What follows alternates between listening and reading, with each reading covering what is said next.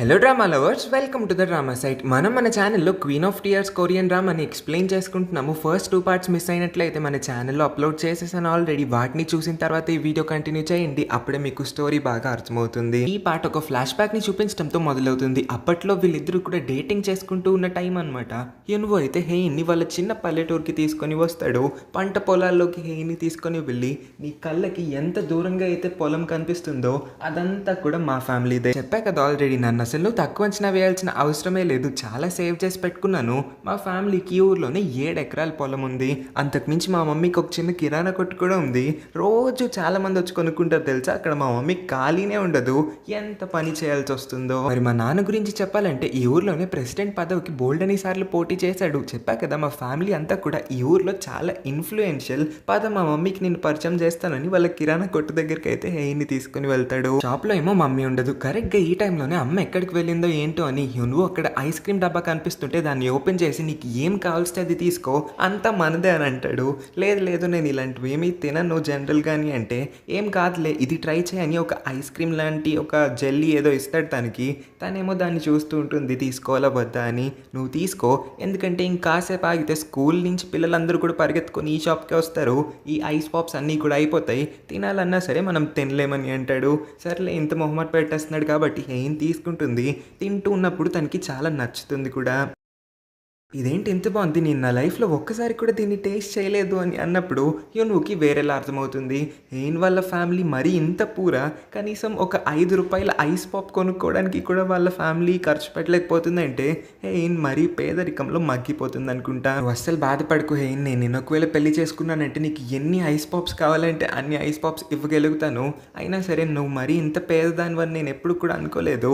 ప్రతిరోజు బొక్కలు పడిన షర్ట్లు వేసుకొని ఆఫీస్కి వస్తావు, అది వింటేజ్ స్టైల్ రానంటే సర్లే చేసావులే బాగానే కవరింగ్, కానీ నువ్వు ఇప్పుడు వేసుకున్న డ్రెస్ అసలు మా నాన్నమ్మ కూడా వేసుకోవద్దు తెలుసా. మరి ఇంత పాత బట్టలు ఎందుకు వేసుకొని ఆఫీస్కి వస్తున్నావు, కొంచెం కొత్తవి కొనుక్కోవచ్చు కదా, నీ దగ్గర డబ్బులు లేవంటే చెప్పు, రేపు మనం షాపింగ్కి వెళ్దాం, నీకు బోల్డ్ అని బట్టలు కొనిస్తానని అన్నప్పుడు, నీకు తెలియట్లేదు ఈ బట్టలు ఎంత కాస్ట్లీనో తెలుసా, నేను వీటిని యూరప్ నుంచి తీసుకొని వచ్చాను అని అంటే, నువ్వు నా దగ్గర నటించాల్సిన అవసరం లేదు హే, నిజం చెప్పేయచ్చు, నువ్వు చాలా పేదదాను అన్న విషయం ఇప్పటికన్నా ఒప్పుకోవచ్చు కదా, ఎందుకు ఇంకా కవరింగ్ చేయడానికి ట్రై చేస్తావు. నేను నిజం చెప్తున్నాను, ఒకవేళ నువ్వు నన్ను పెళ్లి చేసుకున్నావంటే లైఫ్లో నువ్వు మిస్ అయిన సంతోషాలు అన్నీ కూడా నీకు తీసుకొని తేగలుగుతాను నేను, ఐ ప్రామిస్ అని అంటాడు. నేను నీకు చెప్పాను కదా, నెక్స్ట్ 2 ఇయర్స్ వరకు నేను మన సిటీలో అపార్ట్మెంట్ని రెంట్ కట్టే బదులు లీజ్కే తీసేసుకున్నాను. ప్రతి నెల వాళ్ళకి ఇంకా రెంట్లు కట్టుకోవాల్సిన అవసరమే లేదు. దీనివల్ల నేను చాలా డబ్బులు సేవ్ చేశాను. ఎంతో తెలుసా అని చాలా పెద్ద అమౌంట్ చెప్తాడు అనుకుంటే ₹60,000 అని అంటాడు. ఓ చాలా ఎక్కువ సేవ్ చేసావు అని తన మనసులో అనుకుంటుంది. అయినా సరే ఏం ప్రాబ్లం లేదు, ఒకవేళ మీ ఫ్యామిలీ ఎన్ని అప్పుల్లో ఉన్నా సరే వాటన్నిటిని నేను నా సేవింగ్స్తో తీర్చేస్తానని అంటాడు. మా ఫ్యామిలీ అప్పుల్లో ఉందనుకుంటున్నావు నువ్వు అని అంటే, పర్లేదు వేలల్లో అప్పు కాకపోతే లక్షల్లో ఉన్నా సరే పర్లేదు, నేను ఇంకా ఎక్కువ కష్టపడన్నా సరే మీ అప్పులన్నీ తీర్చేస్తాను. అప్పుల కన్నా పెద్ద ప్రాబ్లం మీ ఫ్యామిలీకి ఏమన్నా ఉన్నా సరే దాన్ని కూడా నేను డీల్ చేయగలుగుతానని అంటాడు. ఇంకా ఇన్ని కబుర్లు చెప్తుంటే హేయిన్ ఎందుకు ఇంప్రెస్ అవ్వదు చెప్పండి. అసలు హేయిన్ని మాట్లాడనివ్వకుండా హేయిన్కి లేని ప్రాబ్లమ్స్ అన్నిటినీ కూడా అతనే తీర్చేస్తాను అని చెప్తున్నప్పుడు హేయిన్కి మనసులో చాలా ఆనందం కలుగుతుంది. ఈ ఫ్లాష్ బ్యాక్ నే సడన్ గా మన హేయిన్ అయితే గుర్తు తెచ్చుకుంటుంది. కానీ కళ్ళు ఓపెన్ చేసి చూస్తే తన కళ్ళు ఎదురుగా చాలా వేగంగా అడవి పంది అయితే పరిగెత్తుకుంటూ వచ్చేస్తుంది. హేయిన్ ని కరెక్ట్ టైంకి అక్కడికి కాపాడడానికి యున్వో అయితే అంతే వేగంగా పరిగెత్తుకొని వచ్చి అతని చేతిలో ఉన్న గన్ తో అడవి పందిని షూట్ చేసి పడేస్తాడు. హేయిన్ కి అయితే ఏమీ కానివ్వకుండా చేస్తాడు. ఇక్కడే వాళ్ళిద్దరూ చాలాసేపు ఒకరి కళ్ళలోకి ఒకళ్ళు అలా చూస్తుండిపోతారు. యున్వోకి కూడా ఒక చిన్న ఫ్లాష్ బ్యాక్ అయితే గుర్తొస్తుంది. యున్వోకి హేయిన్ యొక్క అసలైన ఐడెంటిటీ గురించి తెలిసిన తర్వాత అతను కంప్లీట్ షాక్ అయిపోతాడు. ఇమ్మీడియట్గా అయితే కంపెనీలో రెసిగ్నేషన్ ఇచ్చేసి పరిగెత్తుకుంటూ పల్లెటూరుకి వచ్చేస్తాడు. ఫ్యామిలీ మెంబర్స్ అందరికీ కూడా చెప్తాడు, నేను ఇష్టపడే అమ్మాయి ఇంకెవరో కాదు, క్వీన్స్ గ్రూప్కి కాబోయే నెక్స్ట్ వారసురాలు, నెక్స్ట్ CEO అంట. అలాంటి అమ్మాయిని నేను ప్రేమలో పడేశాను. నాలాంటి ఒక సాధారణమైన అబ్బాయి అలాంటి అమ్మాయితో తిరుగుతున్నాడని తెలిసిందంటే ఖచ్చితంగా వాళ్ళని బ్రతకనివ్వరు. అందుకోసమే నేను ఇక్కడికి వచ్చేసాను. కానీ అమ్మ నాన్న నాకు తనంటే చాలా ఇష్టం. ఇక్కడికి వచ్చేసినా సరే నేను తన గురించి ఆలోచిస్తూ ఉన్నాను. కంపెనీలో ఎవరికి ఇంకా తన గురించి తెలియదు కాబట్టి ఆ సుపీరియర్స్ మేనేజర్స్ అందరూ కూడా తనని ఇంకా తిడుతూ ఉన్నారేమో. తనకి ప్రింటర్ మెషిన్ ఎలా పనిచేస్తుందో కూడా తెలియదు. తనకి ఎవరు హెల్ప్ చేయడానికి అక్కడ లేరు. ఏం చేస్తుందో ఏంటో, నాకు తన గురించి తప్ప ఇంకే ఆలోచనలు కూడా రావట్లేదని ఇతను బాధపడిపోతూ ఉంటాడు ఇక్కడ. మరి ఇంత చెప్తున్నప్పుడు ఆ అమ్మాయి అసలైన ఐడెంటిటీ గురించి తెలిసినప్పుడు ఎందుకు భయపడి ఇక్కడికి పరిగెత్తుకుంటూ వచ్చేసావు? ఆ అమ్మాయిని ఫేస్ చేయడానికి నీకు భయమేస్తుంది కదా! నిజం చెప్పు. ఇంతకీ ఆ అమ్మాయికి కూడా నువ్వంటే ఇష్టమా అని అడిగినప్పుడు అవునమ్మా అని అంటాడు. మరి ఇంకేమి మా పర్మిషన్ నీకొచ్చేసినట్టే. నువ్వు తన్ని పెళ్లి చేసుకోవచ్చు. మా వైపు నుంచి మీకు ఏం ప్రాబ్లం కూడా ఉండదు. మేము ఫుల్ సపోర్ట్ ఇస్తామని పేరెంట్స్ కూడా ఒప్పేసుకుంటారు వీళ్ళ పెళ్ళికి. ఇక్కడితో ఈ ఫ్లాష్ బ్యాక్ కట్ అవుతుంది. పరిగెత్తుకుంటూ యున్సన్ కూడా ఈ సౌండ్ విని ఇక్కడికి వచ్చి చూస్తే అడవి పందిని చూసి హెయిన్కి ఏమన్నా అయ్యిందేమో అనుకుంటాడు. కానీ హ్యూన్వు నువ్వేం కంగారు పడాల్సిన అవసరం లేదు. నేను హెయిన్ని కాపాడేశాను. కానీ నీకు ఎన్నిసార్లు చెప్పాను మా టెరిటరీలోకి రావద్దని. అయినా సరే నువ్వు ఇక్కడికి ఎందుకు వస్తున్నావు? నీకు బుర్ర పని చేయట్లేదా అని బయటకు అందం అనుకుంటాడు. కానీ అతని మనసులోని ఇవన్నీ కూడా ఆగిపోతాయి. యున్సుంగ్ని అక్కడే వదిలేసి హెయిన్ ఇంకా హ్యూన్వో అయితే నడుచుకుంటూ వస్తారు రిసార్ట్ దగ్గరికి. వాళ్ళ గెస్ట్ హౌస్ అక్కడే దగ్గరలో ఉంటుంది కాబట్టి అటువైపుగా అయితే వెళ్తూ ఉంటారు. కానీ ఈలోపే హెయిన్ కాళ్ళు పట్టేస్తుంది. తను నడవలేని పరిస్థితుల్లో ఉండేసరికి హ్యూన్వో తన్ని ఎత్తుకుంటాడు.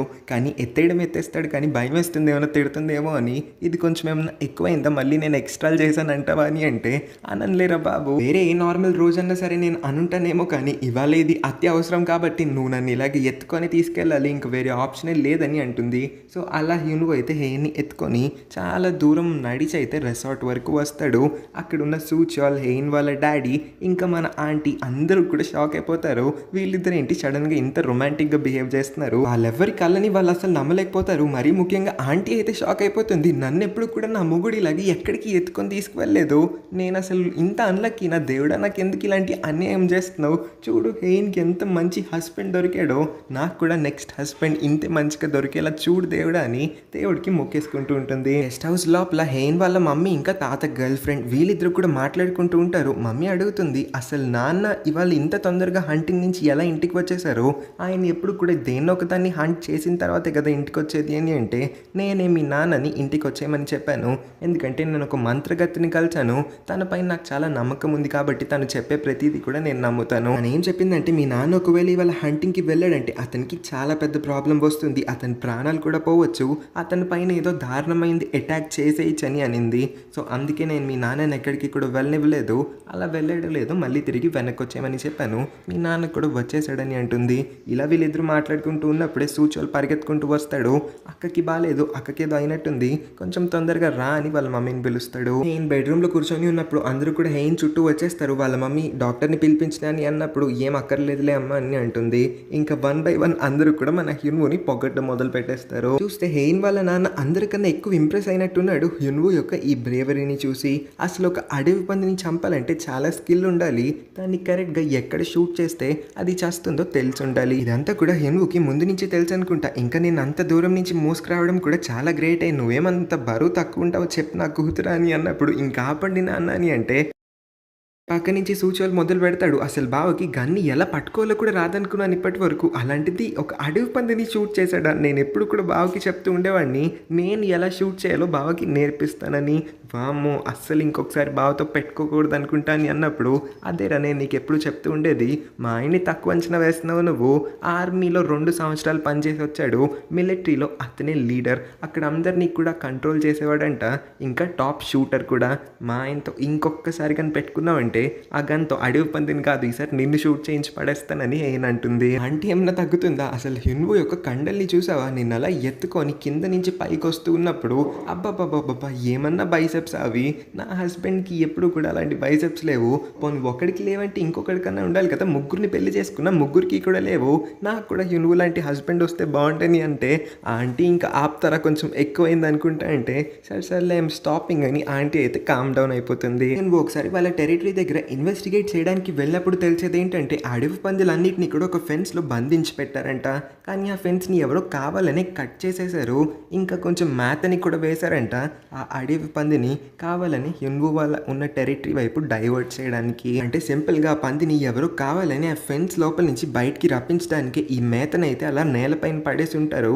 మరి ఈ ట్రాప్ ఎవరి కోసం? హెయిన్ పైన ఈ దాడి జరిగిందా లేకపోతే ఇంకెవరి కోసమన్నా ఈ అటాక్ని ఎవరన్నా జరిపించారా? జరిపించిన చూపించిన ఆ వ్యక్తి ఎవరో కూడా మనకి నెక్స్ట్ పార్ట్స్లో తెలుస్తుంది. అందరూ కూడా డిన్నర్ టేబుల్ పైన కూర్చొని ఉన్నప్పుడు హ్యున్వు పాయింట్ రేస్ చేస్తాడు. నేను ఇందక్కడ ఫెన్సింగ్ దగ్గర చూశాను, ఎవరో ఆ ఫెన్స్ని కావాలని కట్ చేసి నేల పైన మ్యాత్ వేసి ఆ పందిలన్నింటినీ కూడా కావాలని బయటికి రప్పించారు. ఇదంతా కూడా ఏ టెరిటరీలో జరిగిందని హ్యున్వు చెప్పిన తర్వాత గర్ల్ ఫ్రెండ్ షాక్ అయిపోతుంది. ఎందుకంటే అక్కడ హంటింగ్ చేయబోయేది ఇంకెవరో కాదు, వాళ్ళ హస్బెండ్ అయినా మన తాతయ్య కాబట్టి. అయితే ఈ అటాక్ హెయిన్ పైన కాదు, మా నాన్న పైన అని ఆంటీకి చాలా కోపం వచ్చేస్తుంది. ఈ పని ఎవరు చేశారో నేను వాళ్ళని ఊరికే వదిలిపెట్టనని ఆంటీ చాలా కోపంగా అన్నప్పుడు, మీరందరూ టెన్షన్ పడకండి, నేను ఇక్కడ ఉన్నాను కదా, సీసీటీవీ కెమెరాస్ని నేను జాగ్రత్తగా స్వయంగా నేనే చెక్ చేస్తాను, ఈ తప్పు ఎవరు చేశారో వాళ్ళకి దారుణమైన పనిష్మెంట్ కూడా ఇప్పిస్తానని వాళ్ళందరినీ కూడా ప్రశాంతంగా భోజనం చేయమంటాడు. హ్యున్వుకి వాళ్ళ మావయ్య నుంచి వాళ్ళు ఎందుకు స్పెషల్ అటెన్షన్ అయితే వచ్చేస్తూ ఉంటుంది. మరి ఎంతైనా అతని కూతుర్ని కాపాడాడు కాబట్టి మావగారు అయితే తెగ ఆతిథ్యాలు చేసేస్తూ ఉన్నాడు. నా అల్లుడు ప్లేట్ ఏంటి ఇంత ఖాళీగా ఉంది, లెగ్ పీస్ వేయలేదు ఎవరు, అక్కడ ఉన్న వాళ్ళందరినీ కూడా నేను వాళ్ళ ఉద్యోగం నుంచి ఫైర్ చేసేస్తాను, బెస్ట్ డిషెస్ అని మా అల్లుడు ప్లేట్లో ఇమీడియట్గా ఉండాలని తెగ హడావిడి చేసేస్తుంటాడు. నువ్వు అయితే తెగ షాక్ అయిపోతాడు. ఏంటి నేనే ఓవర్ యాక్షన్ చేస్తాను అనుకుంటే ఈయన నాకన్నా డబుల్ చేస్తున్నట్టున్నాడే, ఓన్లే ఇప్పటికన్నా నాకు వీళ్ళు ప్రేమ చూపించడం మొదలు పెడుతున్నట్టున్నారు, ఇప్పటి వరకు అసలు ఎవరు కూడా నా పైన ఇంత ప్రేమని కూడా వాళ్ళకపోయలేదని హ్యున్వు కూడా ఇన్నర్లో చాలా హ్యాపీగా ఫీల్ అవుతాడు. ఇంకో పక్క అత్తయ్య ఏమో యున్సుంగ్ గురించి అడిగినప్పుడు యున్సుంగ్ ఒక అనాథని, ఇంకా 13 ఏళ్ల వయసులో ఉన్నప్పుడు అతన్ని అమెరికన్ కపుల్ ఎవరో అడాప్ట్ చేసుకున్నారంట. కానీ అతను గ్రాడ్యుయేషన్ కంప్లీట్ చేసుకొని మళ్ళీ తిరిగి వాళ్ళ ఇంటికి వెళ్ళేసరికి వాళ్ళు చనిపోయారంట. సో అతను మళ్ళీ అనాథ అయిపోయాడు అని చెప్పి కొంచెం బాధపడినప్పుడు అత్తయ్య ఏమో నువ్వెందుకు అలా మాట్లాడుతున్నావు, ఇక్కడి టేబుల్ పైన ఇంతమంది ఉన్నారు చూడు, మమ్మల్ని అందరినీ కూడా నువ్వు ఫ్యామిలీగా ట్రీట్ చేయొచ్చని బిస్కెట్ల మీద బిస్కెట్లు వేస్తుంది. ఎంతైనా వాళ్ళ అబ్బాయి కంపెనీ లోపల ఇతని ద్వారానే కదా ఇన్వెస్ట్ చేయించాలి, అందుకే కొంచెం కరిగించడానికి అయితే ట్రై చేస్తుంది. ఎన్వోకి లోపల కాలుతున్నట్టుంది. నన్ను మాత్రం ఎప్పుడు ఫ్యామిలీ లాగా ట్రీట్ చేయలేదు, కానీ దారిని పోయే వాళ్ళందరినీ కూడా నన్ను మీ ఫ్యామిలీ అనుకో బాబు అని ఓవర్ యాక్షన్ చేస్తుంది ఏంటి మా అత్తయ్య, ఇలాంటి టెక్కులకి ఏం తక్కువ లేదని లోపల అనుకుంటాడు. ఈ మౌంటైన్ అయితే మన తాత కొనేసి ఉంటాడు, కానీ వీళ్ళు అప్పుడప్పుడు మాత్రమే ఈ మౌంటైన్ మీదకి అలా సరదాగా వెకేషన్ కోసం వస్తారు కాబట్టి మిగిలిన టైం మొత్తంలోనూ కూడా ఇక్కడ ఒక కేర్ టేకరే మౌంటైన్ మొత్తాన్ని కూడా చూసుకుంటాడు. అదే కేర్ టేకర్ ఒక చిన్న క్యూట్ పప్పీ ఏం కాదులేండి, పెద్ద కుక్కే, దీన్ని తీసుకుని అయితే ఇక్కడికి వస్తాడు. తాతకి ఆ కుక్క బాగా నచ్చుతుంది. ఈ కుక్క చూడడానికి బాగుంది, నాకు దీన్ని అమ్మేస్తావా అని అడిగినప్పుడు లేదు మా పిల్లల్ని ఇది ఫైర్ నుంచి కూడా కాపాడింది, ఇది చాలా బ్రేవ్ డాగ్, దీన్ని మేము ఫ్యామిలీ మెంబర్గా ట్రీట్ చేస్తాం కాబట్టి క్షమించండి సార్, దీన్ని అయితే నేను అమ్మలేనని అంటాడు. తాతయ్య ఏం అనట్లేండి, కాకపోతే అతని మొహంలో చిన్న సాడ్ ఎక్స్ప్రెషన్ అయితే యున్సుంగ్ నోటీస్ చేస్తాడు. యున్సుంగ్ తినేసిన తర్వాత స్ట్రైట్గా కేర్ టేకర్ వాళ్ళ దగ్గరికి వెళ్ళిపోయి నాకు నీ కుక్కని కావాలి, నువ్వు దీన్ని అమ్మడానికి ఇప్పుడు రెడీగా ఉన్నావా లేదా అని అంటే లేదు ఇందాక ఆల్రెడీ చెప్పాం కదా ఇది మా ఫ్యామిలీ అని అంటే నాకు ఈ సోది కబుర్లు ఏం వినాలనుకోవట్లేదు, 50 lakh rupees 50 లక్షలు ఇస్తాను నేను ఈ కుక్క కోసమని అంటే వాళ్ళు ఒక్కసారిగా ఆలోచనలో పడిపోతారు. ఒక్క కుక్కకి వీళ్ళెందుకు 50 లక్షలు ఇస్తున్నారా అని. నువ్వు ప్రతి 10 seconds వేస్ట్ చేసే కొద్దీ నేను 10 లక్షలు తగ్గించేస్తానని 10 seconds అవ్వగానే 40 lakhsకి పడిపోయింది ప్రైస్ అని అంటాడు. వాళ్ళకి భయం వేసేస్తుంది, ఇంకా ఆలోచిస్తూనే ఉంటారు కాబట్టి నెక్స్ట్ 10 seconds తర్వాత 30 లక్షలకి పడిపోతుంది. ఇంకా వాళ్ళు వెంటనే దీన్ని మేము అమ్మడానికి రెడీగా ఉన్నామని చెప్పేస్తారు. కాకపోతే మొత్తం 50 lakhs ఇస్తే హ్యాపీగా ఫీల్ అవుతామని అన్నప్పుడు యున్సుంగ్ కూడా దానికి ఒప్పేసుకుంటాడు 50 lakhsకి బదులు ఆ కుక్కని తీసేసుకోవడానికి. బెడ్రూమ్లో సూచోల్ మందు తాగుతూ ఉంటే దాహి ఏమో తనకి సర్వ్ చేస్తూ ఉంటుంది. దాహిని కూడా మందు తాగమని అన్నప్పుడు లేదండి మీకు తెలుసు కదా నేను ఇలాంటివన్నీ అసలు టచ్ చేయను, ఇలాంటివన్నీ కూడా నా హెల్త్కి మంచిది కాదు, నాకు అసలు పడవు, మనకి బేబీ కూడా ఉన్నాడు కాబట్టి ఇలాంటివి తాగితే బేబీ హెల్త్ పాడవుతుందని చాలా మంచి మాటలే చెప్తుంది. సడన్గా సూచోల్కి సుసు రావడంతో తను వాష్రూమ్కి వెళ్తాడు. ఇలా సూచోల్ వాష్రూమ్ లోపలికి వెళ్ళాడో లేదో దాహి అయితే మందు బాటిల్ని ఎత్తి పడేస్తుందంతే. ఫుల్గా బాటిల్ని ఖాళీ చేసిన తర్వాత టేబుల్ పైన అయితే ఆ బాటిల్ని పెడుతుంది. మరి దాహి ఎందుకింది అక్కడ అంత పతివ్రతలాగా సూచోల్ ముందు ఓవర్ యాక్టింగ్ చేసిందో మనకి కూడా తెలుస్తుంది తర్వాత.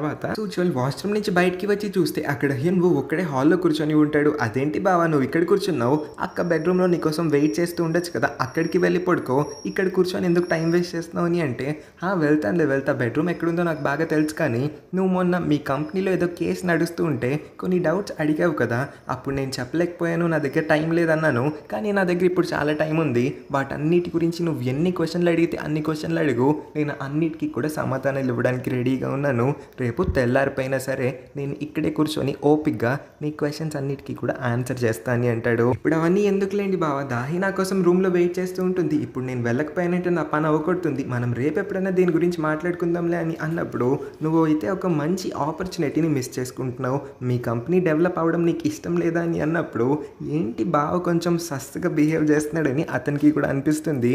అర్థమైపోతుంది కూడా చివరికి. ఓహో బావగారు మా అక్క ఇంకా మీరు ఒకే రూమ్ లోపల పడుకోవాలి, దీనికోసమే కదా మీరు టెన్షన్ పడుతున్నారు. ఏం మాట్లాడుతున్నావు? తన వైఫ్, మేమిద్దరం పెళ్లి చేసుకున్నాం, ఒకే బెడ్ పైన పడుకోవడానికి నేనెందుకు భయపడతాను చెప్పని ఒక ఫేక్ స్మైల్ అయితే ఇస్తాడు. కానీ లోపల లోపల అనుకుంటాడు వీడికెళ్ళి తెలిసిపోయింది నేనేమనుకుంటున్నానో, ఈ మధ్య నేను ఏమనుకుంటున్నా అందరికీ అన్నీ తెలిసిపోతున్నాయి ఏంటి, నేను సరిగ్గా అనుకోవట్లేదు అనుకుంటా అని కొంచెం అప్సెట్ అయ్యి సరే నేనైతే రూమ్కి వెళ్ళిపోతున్నానని హ్యున్వు అలా నడుచుకొని రిసార్ట్ బయటకి అయితే వెళ్ళిపోతుంటాడు. బావగారు వెయిట్ చేయండి, మీరు వెళ్ళాల్సింది అటు కాదు, అక్క సెకండ్ ఫ్లోర్లో ఉంది, ఇటువైపు అని అంటే నాకు తెలుసు, నేను ఊరికి నేను టెస్ట్ చేస్తున్నాను అంతే అని అటువైపు అయితే వెళ్తాడు. వీడెక్కడ తగులుకున్నాడు రా బాబు నాకని మనసులో అనుకుంటూ నువ్వు చిన్న చిన్న అడుగులు వేస్తూ అయితే హెయిన్ రూమ్ లోపలికి వస్తాడు. అమ్మాయి అది పడుకుపోయినట్టుంది అనుకొని అతని జాకెట్ని పక్కన పెట్టయితే అదే బెడ్ పైన దుప్పటిని నిదానంగా లాగి పడుకోబోతాడు. ఈలోపే హెయిన్ లెగిసిపోయి ఇంతసేపు ఎక్కడ తిరుగుతున్నావు, మరి ఇంత లేట్ ఎందుకు అయిపోయింది అని అడుగుతుంది. ఏం లేదు చిన్న పని పడింది, మీ తమ్ముడు అక్కడ నన్ను ఏదో క్వశ్చన్ అడుగుతుంటే దానికి ఆన్సర్ చేస్తున్నాను అన్నప్పుడు వాడు ఇంకా నేను ఇసుకిస్తున్నాడు, వాడి పని అవకొడతాను ఆగని చెప్పి వెంటనే లెగిసి కిందకి వెళ్ళిపోతూ ఉంటుంది. లేదు నువ్వేం వెళ్ళక్కర్లేదు, నేనే వాడికి 4 తగిలించేస్తాను, కావాల్స్తే రేపు మాట్లాడుకుందాంలే అని చెప్పి అయితే నేను వచ్చేసానని ఏదో కవరింగ్ అయితే చేస్తాడు. కొంచెం నేను సడన్గా నా టాప్ తీయడంలో నాకు హెల్ప్ చేయవని అడుగుతుంది. ఏంటి నాకు అర్థం కాలేదని అన్నప్పుడు నా చేతికి దెబ్బ తగిలిందయ్యా, నేను ఈ టాప్ని ఇందాక నుంచి తీసుకోలేకపోతున్నాను, కొంచెం ఆ బ్యాక్ బటన్స్ తీయడంలో నాకు హెల్ప్ చేయని అన్నప్పుడు నువ్వు చాలా నర్వస్గా చేయి షివర్ అవుతూనే ఆ బటన్స్ని ఒకదాని తర్వాత ఒకటి తీస్తూ ఉంటాడు. ఈలోపు మరి హెయిన్కి కూడా సిగ్గేస్తుందేమో వెంటనే పక్కకు జరిగిపోయి సర్లే ఇక్కడి నుంచి నాకు అందేస్తుంది, నేనే తీసుకుంటానని అంటుంది. నువ్వెందుకు నీ బట్టలు ఇప్పట్లేదు అని అంటే ఏమంటున్నావు, బట్టలు నేనెందుకు ఇప్పుతాను అని అంటే అయ్యా బాబు నువ్వు స్నానంకి ఎందుకు వెళ్ళట్లేదు అని అడుగుతుంది. స్నానం ఇప్పుడు చేయాలా, నాకు టయర్డ్గా ఉంది అని అంటే పొద్దున్నుంచి ఆ తుప్పల్లో తిరిగాం కదా, స్నానం చేయకుండా ఎలా పడుకుంటావు, వెళ్ళి స్నానం చేయని బాత్రూమ్ లోపలికి పంపించేస్తుంది. నువ్వు లోపల షవర్ చేస్తూ ఉంటే బయట హెయిన్ మాత్రం ఇవాళ హ్యున్వు అసలు నన్ను ఎలా కాపాడాడు, ఎంత డాషింగ్ ఎంట్రీ ఇచ్చాడు, పోతాను అనుకున్నాను కానీ భలే కాపాడేశాడు, ఇంకా అక్కడి నుంచి నన్ను ఎత్తుకొని తీసుకొచ్చాడు.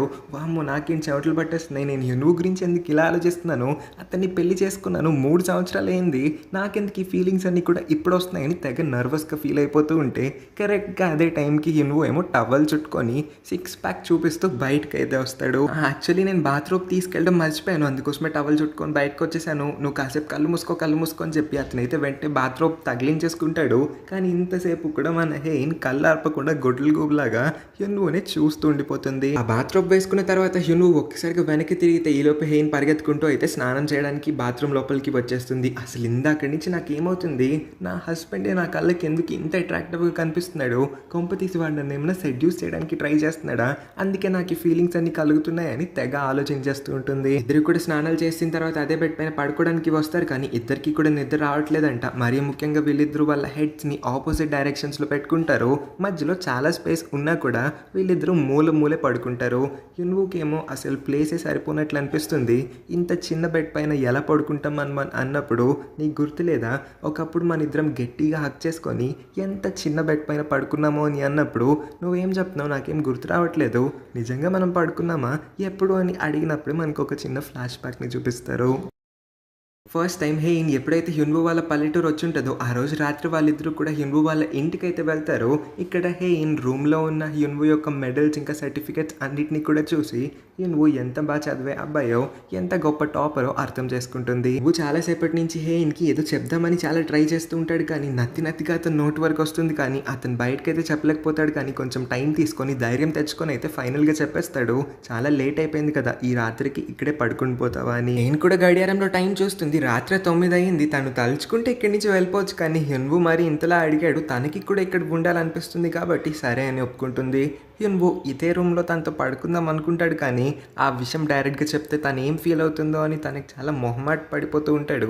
అందుకోసమే సరే అయితే నేను బయటే ఉంటాను, పక్క రూమ్లోనే, నీకు ఏం అవసరం పడినా సరే అక్కడ నేను ఉంటాను కదా, నన్ను పీలు ఇలా చెప్పైతే హ్యున్వు డోర్ క్లోజ్ చేసి బయటికి వచ్చేస్తాడు. కానీ లోపల హెయిన్ తెగ సిగ్గుపడిపోతూ ఉంటే బయట హ్యున్వు తెగ ఆలోచన చేస్తూ ఉంటాడు, ఇప్పుడు నేను ఏ వంక పెట్టుకొని రూమ్ లోపలికి వెళ్ళాలా అని. అతనికి సడన్గా ఒక ఐడియా వస్తుంది. పైన చూస్తే చందమామ చాలా అందంగా ఉండడంతో నేనున్న రూమ్ విండోనైతే నాక్ చేస్తాడు. హేన్ ఆ విండో డోర్ని ఓపెన్ చేసి బయటికి చూస్తే ఎవరు ఉండరు. ఎవరబ్బా నాక్ చేసింది అనుకున్నప్పుడు అప్పటి వరకు అక్కడే కింద దాక్కున్న యున్వు అయితే ఒక్కసారిగా బావు అని చెప్పి తన్ని భయపడతాడు. హేన్ భయపడుతుంది. ఏంటి నాక్ ఎందుకు చేసావని అడిగినప్పుడు చూడు మూన్ ఇవాళ ఎంత బాగుందో, మంచి లైటింగ్ కూడా వస్తుంది కదా, ఈ మంచి సీనరీని నేను నీతో కలిసి చూద్దాం అనుకుంటున్నాను, కలిసి చూద్దామా అని అడిగినప్పుడు మరైతే ఇంకా అక్కడ ఎందుకున్నావు, లోపలికి వచ్చే అని తను పిలుస్తుంది. ఈ మాట కోసమే కదా చాలాసేపటి నుంచి వెయిట్ చేస్తున్నాడు. చిన్న కుక్క పిల్లలాగా పరుగు పరుగున ఆ రూమ్ లోపలికి అయితే వెళ్ళిపోతాడు. యున్వు షోల్డర్ పైన తల పెట్టి అయితే వాళ్ళిద్దరూ చాలాసేపు ఆ మూన్ని అలానే చూస్తూ బోల్డ్ అని కబుర్లు చెప్పుకుంటారు. తర్వాత అక్కడే ఆ గదిలోనే ఉన్న ఒక సింగిల్ బెడ్ పైన ఒకరిని ఒకళ్ళు గట్టిగా హక్ చేసుకొని రాత్రంతా కడులు చేసుకొని అయితే పడుకుని పోతారు. దీన్ని తలుచుకునే హేన్ ఇప్పుడు మళ్ళీ అతను ఒక క్వశ్చన్ అడుగుతుంది. ఇప్పుడు మనం పడుకున్నది 2 బెడ్ అయినా సరే నీకు స్పేస్ సరిపోవట్లేదు అంటున్నావు, కానీ అప్పుడు సింగిల్ బెడ్ పైన మనం చూసావు ఎలా పడుకున్నామో, ఒకవేళ ఇప్పుడు మనం 2 బెడ్ పైన కాకుండా 1 బెడ్ పైన పడుకుంటే అలానే నన్ను హక్ చేసుకొని ఉండేవాడివా అని. లేదు నువ్వేంటి ఇలాంటి క్వశ్చన్ అడుగుతున్నావు, నాకు తెలీదు, కానీ ఇప్పుడు ఈ బెడ్ పైన మనకి స్పేస్ సరిపోతుంది కదా అని తెగ నర్వస్గా ఫీల్ అయిపోతూ కంగారు పడిపోతూ ఉంటే సడన్గా హేన్ అతని వైపుకి తిరిగిపోయి ఇప్పుడు నువ్వు నన్ను హక్ చేసుకొని పడుకుంటావా ప్లీజ్ అని అడుగుతుంది. నువ్వు బెదిరిపోతాడు. వామో ఇదేంటి నా వైపు తిరిగేసి మరి అడిగేస్తుందని. నువ్వు భయపడుతున్నాడని హేన్ చూసుంటుంది కాబట్టి నేను జస్ట్ జోక్ చేస్తున్నానని మాత్రం కవర్ చేసేసి అటువైపు తిరిగిపోతుంది. అంటే నిజంగా హేన్ అడిగింది హక్ చేసుకొని పడుకుందామా అని, కానీ యున్వు మాత్రం భయపడుతున్నాడు. హేన్కి అస్సలు అర్థం కావట్లేదు యున్వుకి తన పైన ప్రేమ పోయి ఎప్పుడు భయం మొదలైందో అని. నెక్స్ట్ డే యున్సుంగ్ కేర్ టేకర్ దగ్గరికి వెళ్ళి ఆ కుక్కను తీసేసుకుందాం అనుకుంటాడు. కానీ ఆ కేర్ టేకర్ వాళ్ళేమో యున్సుంగ్ ఇచ్చిన 50 lakh చెక్ని తిరిగిచ్చేసి రాత్రి మేము కంగారులో అలాంటి డెసిషన్ తీసుకున్నాము, మేము ఆ కుక్కని అమ్మాలనుకోవట్లేదు, మేము ఆ డెసిషన్ని వెనక్కి తీసేసుకుంటామని అంటాడు. యున్సుంగ్కి బాగా కోపం వచ్చేస్తుంది. మీరు ఈ చెక్ని నాకు తిరిగి ఇచ్చేస్తున్నారు సరే, ఒకవేళ నేను ఈ కుక్కని ఇక్కడికిక్కడే షూట్ చేసి చంపేశానంటే మీరు ఎలా ఫీల్ అవుతారని గన్ కూడా కుక్క వైపు పాయింట్అవుట్ చేసేస్తాడు. వాళ్ళకి చాలా భయం వేసేస్తూ ఉంటుంది. కరెక్ట్ టైంకి అక్కడికి హిన్వు వచ్చి ఏం చేస్తున్నావు, నీకేమన్నా పిచ్చి పట్టిందా, స్క్రూ లూస్ అయిందని అతన్ని తిడతాడు. హిన్వు ఆ కుక్కని అయితే కేర్ టేకర్ వాళ్ళకి రిటర్న్ ఇచ్చేసి వాళ్ళని ఇక్కడి నుంచి వెళ్ళిపోమని అంటాడు. యున్సుంగ్ అడుగుతాడు నువ్వు నన్ను ఎందుకు ఆపావు ఆ కుక్కని చంపనివ్వకుండా అని. అంటే ఇదేం క్వశ్చన్, వాళ్ళు చెప్పారు కదా ఆ కుక్క వాళ్ళకి ఫ్యామిలీ మెంబర్ లాంటిది, అలాంటి కుక్కని నా కళ్ళ ముందు నేనెందుకు చచ్చిపోనిస్తానని అన్నప్పుడు ఒకవేళ అది వాళ్ళ ఫ్యామిలీ డాగ్ కాకుండా ఏ వీధి కుక్కో లేకపోతే అనాథ కుక్క అయి ఉంటే అప్పుడు మీరు నన్న కుక్కని చంపేసేనిచ్చేవారా అని ఈ క్వశ్చన్ అయితే అడిగేసి ఒక చిన్న క్రీపీ స్మైల్ ఇచ్చి అక్కడి నుంచి వెళ్ళిపోతాడు. ఈ మాటలు విన్న కేర్ టేకర్ కూడా ఎందుకో ఒక్కసారిగా వెనక్కి తిరిగి యున్సుంగ్ వైపు అయితే అలా చూసి షాక్ అవుతాడు. తాతయ్య సీసీటీవీ ఫుటేజ్ని ఓపెన్ చేసి చూస్తే ఎవరో ఆ ఫెన్స్ దగ్గరికి అయితే వచ్చి నుంచొని ఉన్నట్టుగా వాళ్ళందరికీ కూడా కనిపిస్తుంది. కానీ ఆ ఫేస్ ఏంటో తెలియట్లేదు. కానీ తాతయ్య గుర్తుపట్టేస్తాడు ఆ ఫేస్ ఇంకెవరితో కాదు, తాతయ్య ఒక పెద్ద కొడుకుదే.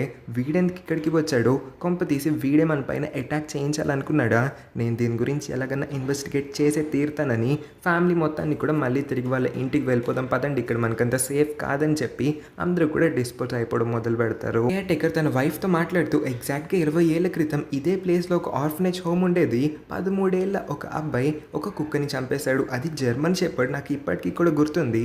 ఆ ఓనర్ చాలా ప్రేమగా పెంచుకున్న జర్మన్ షెపర్డ్ని అంత దారుణంగా ఎందుకు చంపేశావని పోలీసులు అతన్ని అడిగినప్పుడు అతను ఒకటి చెప్పాడు, అది ఇంకా నా బ్రెయిన్లో ఇంచి అస్సలు నేను మర్చిపోలేను. ఒక ప్రెషియస్ డాగ్ ఇంకా ఒక నార్మల్ డాగ్కి మధ్యన తేడా ఏంటి, అతను పెంచుకున్న జర్మన్ షెపర్డ్ని చంపేశానని మీరందరూ ఇంత హడావిడి చేస్తున్నారు, కానీ ఒకవేళ రేపు ఎప్పుడైనా నేను ఒక స్ట్రీట్ డాగ్ని ఇంతే దారుణంగా చంపేస్తే మీరెవరన్నా వచ్చి నన్ను ఇలా ఒక క్వశ్చన్ అన్న అడిగేవారా, ఎవరన్నా స్ట్రీట్ డాగ్ కోసం పట్టించుకునేవారా అని ఇలా మాట్లాడేసరికి అక్కడ ఉన్న వాళ్ళందరూ కూడా షాక్ అయిపోతారు.